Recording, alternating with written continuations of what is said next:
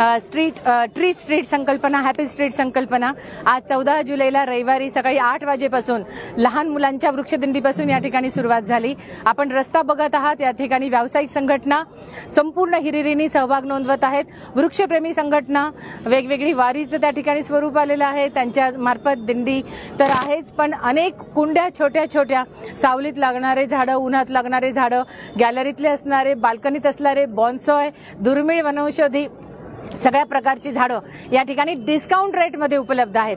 आणि महिलांची आणि इव्हन सगळ्याच लातूरकरांची या ठिकाणी गर्दी आहे की हे झाड घेऊन त्या ठिकाणी आपल्या बाल्कनीत असेल, आपल्या घरात असेल किंवा मोकळ्या पटांगणात लावणार आहेत। झाडच नव्हे तर या ठिकाणी सीड सुद्धा उपलब्ध ठेवलेले आहेत। छोटे छोटे दुर्मिळ सीड्स या ठिकाणी आपल्याला बघायला मिळणार आहेत। आंब्याच्या कोळीपासून आहेत, बिब्याची आहेत, जे तुम्ही म्हणाल ते आहेत। अनेक वनौषधी जे तुम्हाला माहीत नसतील ते सुद्धा आपण या ठिकाणी बघू शकतात।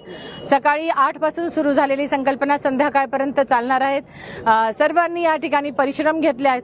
आता मला वाटतं आव्हान आहे लातूरकरांना, इथलं प्रत्येक झाड आपण आपल्या घरी जाऊन जा आणि या झाडाचा वसा संपूर्ण पुढच्या पिढीसाठी द्या। ऑक्सिजन बँक ही लातूरच राहील आणि त्या ठिकाणी पुढच्या वेळेस माझं लातूर हरित लातूर म्हणजे हरित लातूरची संकल्पना थ्रू प्रत्येक घर आणि कॉरिडॉर मार्फत आपण पूर्ण करणार आहोत। मी सगळ्यांना भरभरून या ठिकाणी म्हणजे अभिनंदन करते आणि प्रशासनामार्फत ऋण सुद्धा व्यक्त करते की एक चांगल्या नोबल कामासाठी आपण प्रत्येक जण या ठिकाणी योगदान देत आहात।